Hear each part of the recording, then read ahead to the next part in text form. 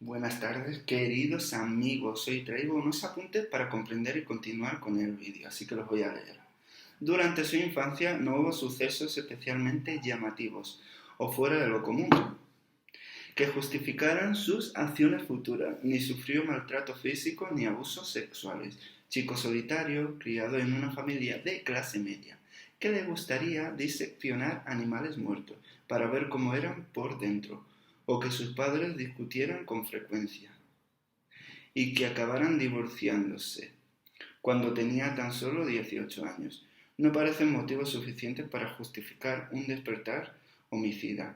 Tal vez los más llamativos fueran su interés por los órganos internos y los huesos. Metía animales muertos en ácido para obtener los esqueletos, que luego guardaba en formol. Si bien grandes cirujanos también comenzaron así, es más, cualquiera que se haya criado en un pueblo recordará la existencia de algún pequeño sádico en su barrio que lo más nice que hacía era arrancar con fruición el rabo a la lagartija. ¿Recordáis todo eso? ¿Os suena algo? No suena nada, ¿no? Pues seguiré leyendo otra cosa más.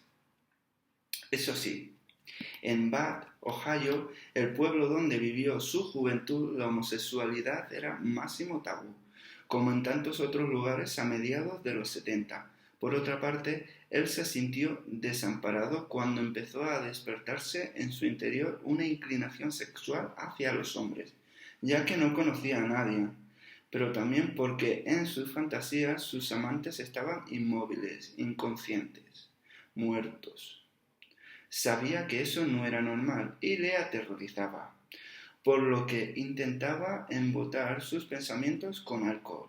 Empezó a beber en grandes cantidades en el instituto y sus borracheras fueron el motivo de su expulsión de la universidad y del ejército, donde se alistó por indicación de su padre. Pero su impulso eran demasiado fuertes, como eran adormecerlos con cerveza y ron o para engañarlos con sustitutos de cuerpos humanos inertes como un maniquí, que escondía en el armario durante la temporada que vivió con su abuela. Sí, lo escondía, simplemente para no estar solo y para tener a quien quisiera. Es llamativa y os preguntaréis de quién hablo. Pues hoy vais a saber de quién hablo. Así que nada, que esto es Crea J. Espero que os guste este vídeo y vamos directamente.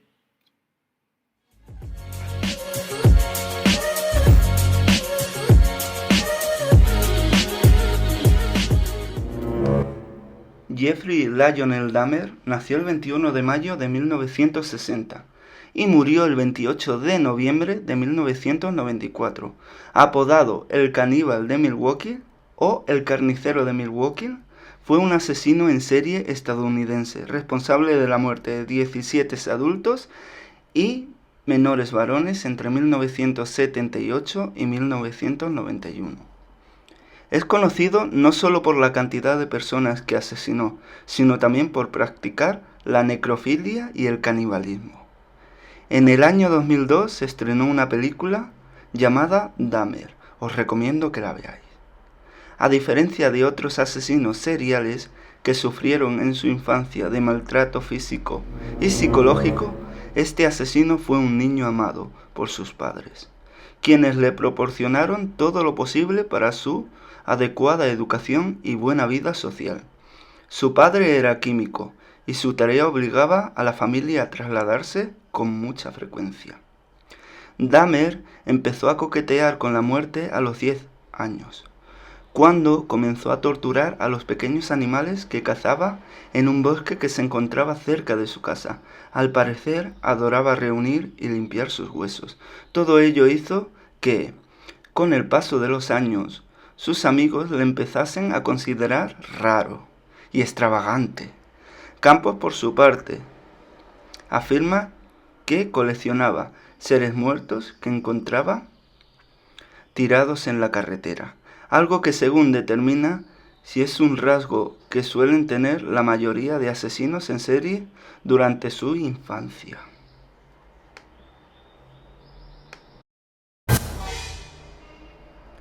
Este comportamiento se agudizó durante su adolescencia.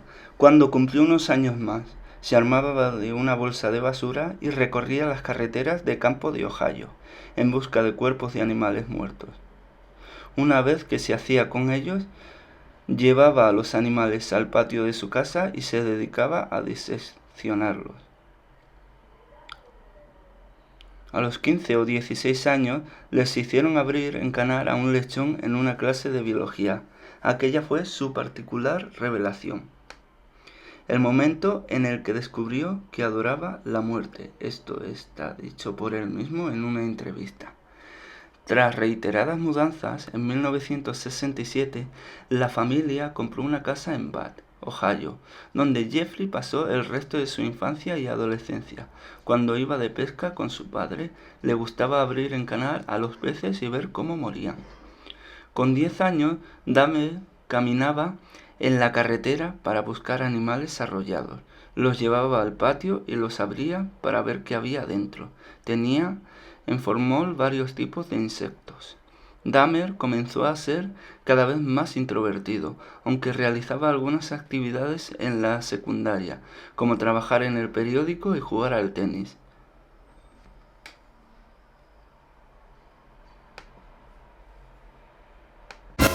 Después de conocer un poco a este psicópata, cuando nació, como en parte le pudo influir el porqué de lo que hizo, por encontrarle una coherencia, un algo.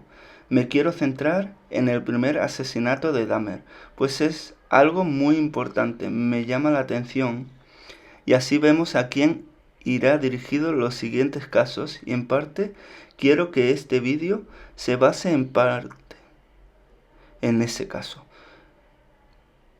para conocer un poquito más la mente de este psicópata, pues este caso es muy intenso y tenemos que ahondar varios terrenos para entender que las creencias, el miedo, nos ayuda a no conocernos, a cerrarnos a nosotros mismos, y esa opresión da cavidad a otras situaciones no agradables para uno mismo. Así que vamos con el vídeo.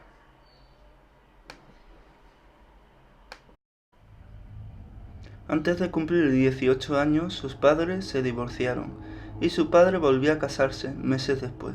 Su padre y su nueva esposa lo convencieron para ir a la universidad y en otoño de 1978 ingresó en la Ohio State University, pero debido a sus problemas de alcohol, la abandonó en el siguiente semestre.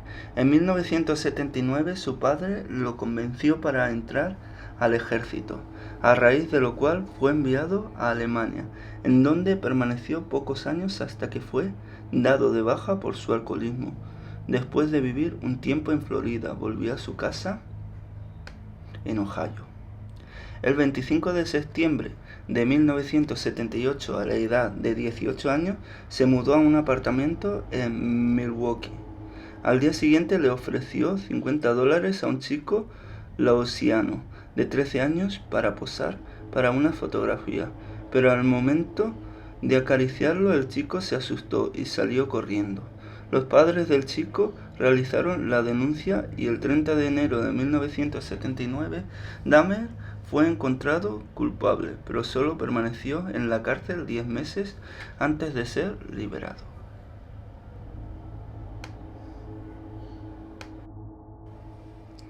En julio de 1978 encontró a Steve Hicks haciendo autostop y lo llevó a su casa. Dahmer tenía la fantasía de recoger autoestopistas y acostarse con ellos.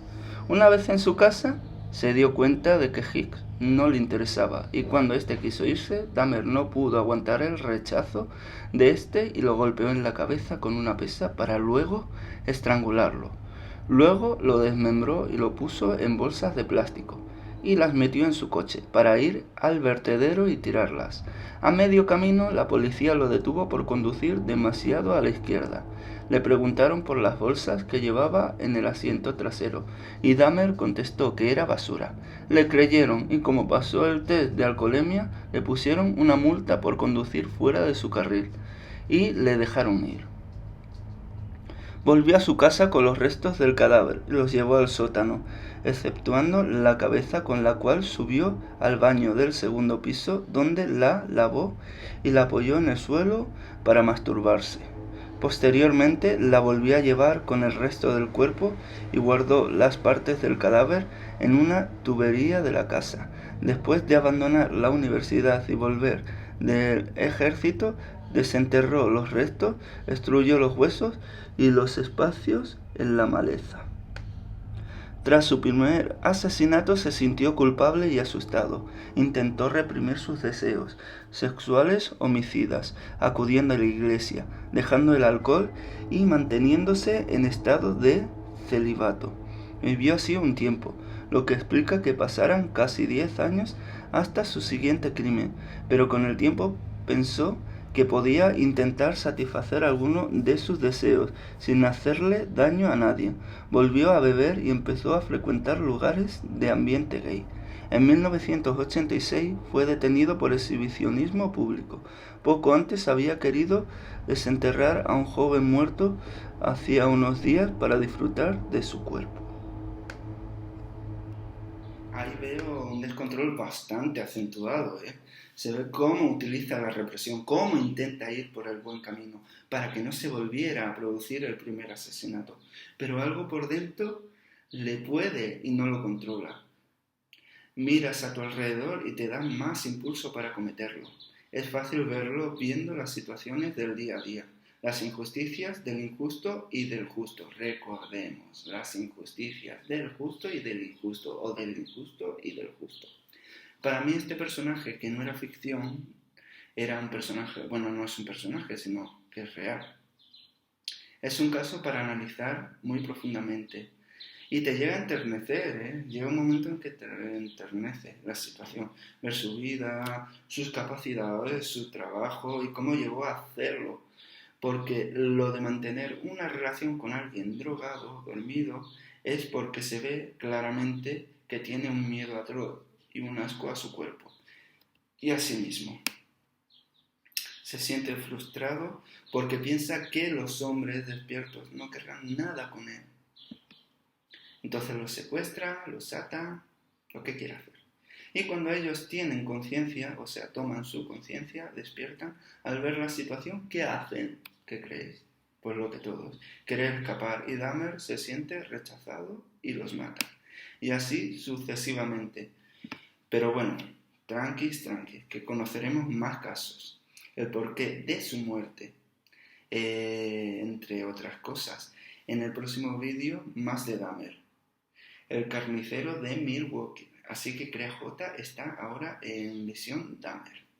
Pero que todavía no ha acabado. Todos podemos sentir una identificación de la situación, pero a distintos niveles. Rechazo, miedo a conocernos a nivel sexual.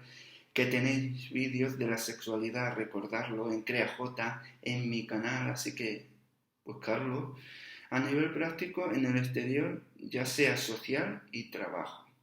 Miedo a cometer lo que sus padres hicieron, a ser diferentes al resto, a que nos critiquen y juzguen, a sufrir, y muchas veces preferimos hacer sufrir a alguien antes de que nos haga ese alguien sufrir a nosotros mismos. Lo dicho, miedo a morir, a que esto sea tan real y no podamos afrontarlos. Así que nada, que en el próximo vídeo sabremos más de Dahmer, que tiene una historia amplia. Matar a tantas personas no es algo tan rápido, es un gran trabajo, ¿no? Un poquito raro, ¿no? Dadme un like, compartirme, suscribirse y demás. Así que nada, que muchísimas gracias por ver el vídeo, que os daré muchos besos, besos de chocolate, como dice la